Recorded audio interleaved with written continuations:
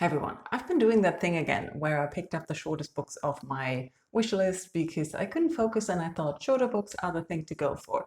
And I read quite a few that I don't have that much to say on.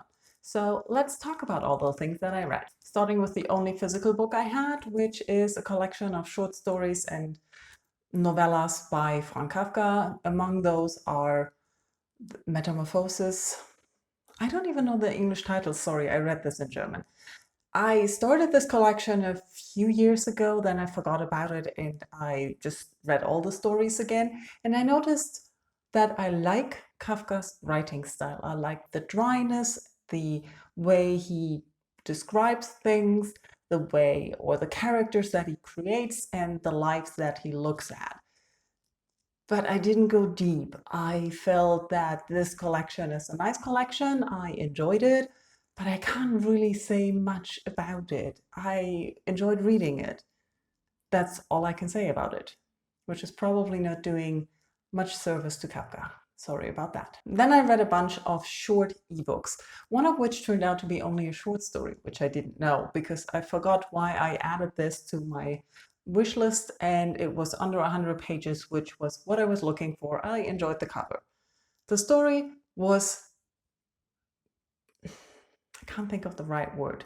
What I'm talking about is Address Unknown. This is a short story that was written in 1938 and it plays in the beginning of the 1930s.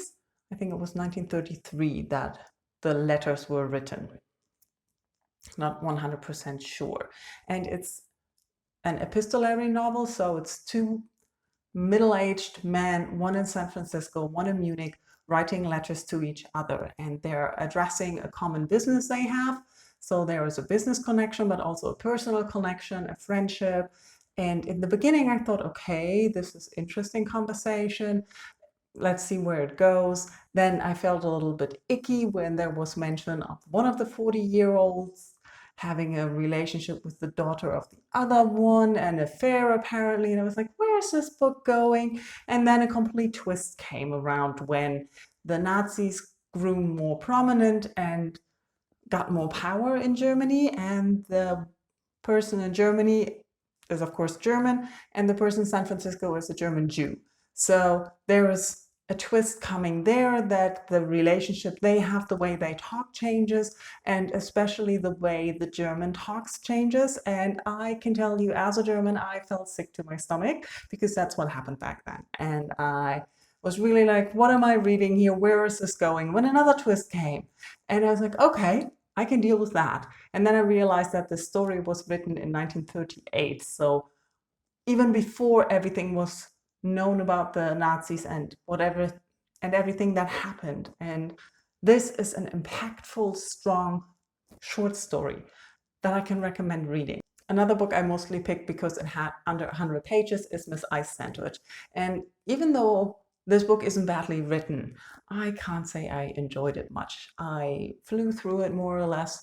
I didn't get much out of it. The book tells the story or follows this young boy starting in the summer vacation where he's obsessed with this woman working at the sandwich counter in the supermarket, and he dubs her Miss Ice Sandwich because I don't know why actually, but there's special features described about her face, that her eyes are so big. There's reference to that she probably had plastic surgery. There's a lot of talk that other people judge her, talk bad about her back, and say things about her. Also, his classmates really talk badly about her. And then when the school starts again, he notices that he didn't go for a while. There's a lot about him and his family life, his mother and his grandmother, about him and his friends, or the friends he doesn't have, about him being a little bit of an outsider, I think. But I couldn't really grab on what it was all about. And it's definitely focused on the relationship or the imagined relationship between the young boy and the sandwich lady. But I don't know what it wanted to tell me. And then it ended. And I was like, okay, it was a nice story. It's probably got something to say, but I didn't get it last week. So I don't know if I want to recommend it actually. And the next book had a little bit over 100 pages. And I remember I added it because it was some strange list of science fiction or fantasy books you must read. It's the palm wine Drinkard, and it's been written in the 1950s in Nigeria, and it's telling folk tales of, I forgot the tribe's name, Yoruba? I'm not exactly sure. I tried researching if this is fantasy or made up stories, but it's told in the style of folk tales. And everything I found out is that the author writes Yoruba, I think, folk tales. So, but I couldn't find out if the palm wine Drinkard is a prominent figure in their folklore.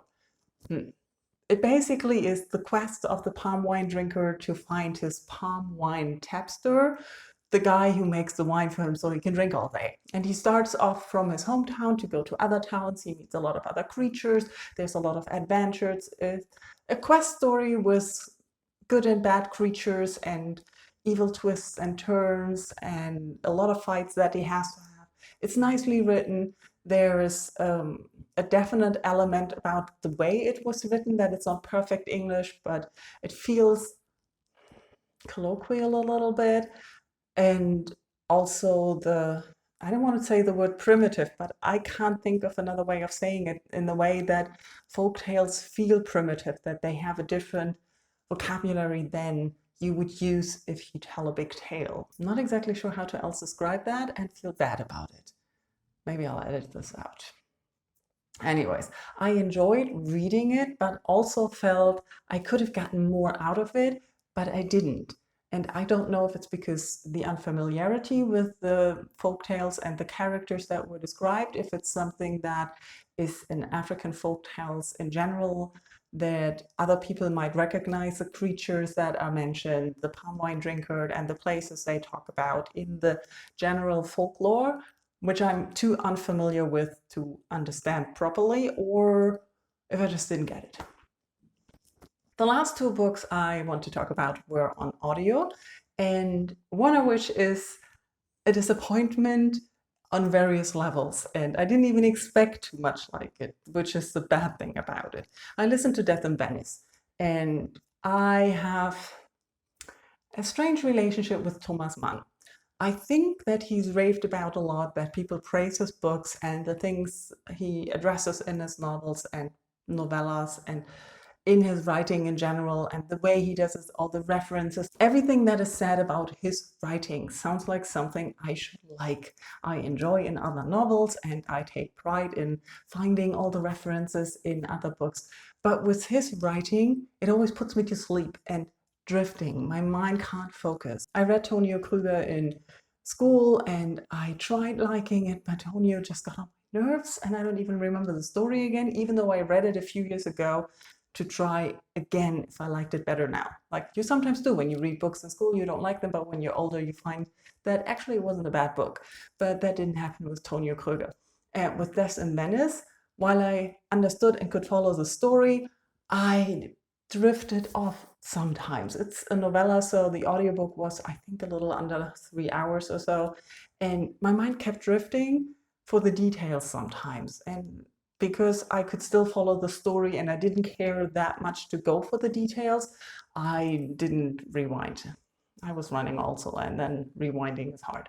Anyways, so what I did afterwards is look up why people appreciated this book so much, and I thought all of what they say in the Wikipedia article I read is things I like. Some things I noticed, others I didn't. But still the writing, I can't get over the writing. I don't know what it is. I read Thomas Mann, I listen to Thomas Mann, and my mind just goes, I need to think about something else and not pay attention to what I'm doing. The last audiobook was actually just something I finished in that week of reading short reads. And it was Kein Dach überm Kopf, which is the memoirs of a homeless person here in Germany. I hadn't heard about this from anyone. I basically got it recommended as a popular nonfiction book in Germany. And I thought, why not give it a try, see what the story about homeless people has, maybe create some empathy for homeless people. I have to say, you cannot compare homelessness in Germany to homelessness in the UK or the US, leaving it like that.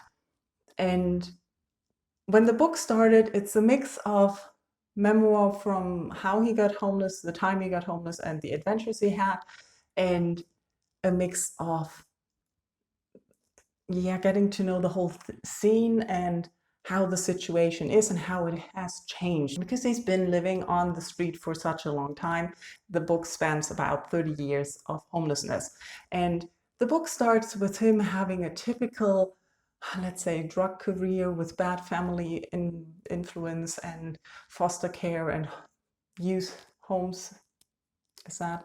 So basically, he's been in the social system most of his childhood, got into drugs very early, and when his parents died, he was kicked out of the family home because they were renting and he didn't have the money, of course. And because he was mostly high on cocaine, he couldn't deal with all the things that happened. And it turned out that the system could have left him in the apartment, but decided not to. A lot of the things that I liked about this book was that it really showed how arbitrary some of the things in the social system are. And even though we have a good social system, it sometimes depends on the person that's your contact person in the bureaucracy station you have to deal with. And sometimes it's also the way people deal with people in the social system. And all of that I thought was very, very interesting, and it helped understand things and see things from a perspective that I don't have any access to, because I definitely do not want to live outside. And I really like living indoors in a home.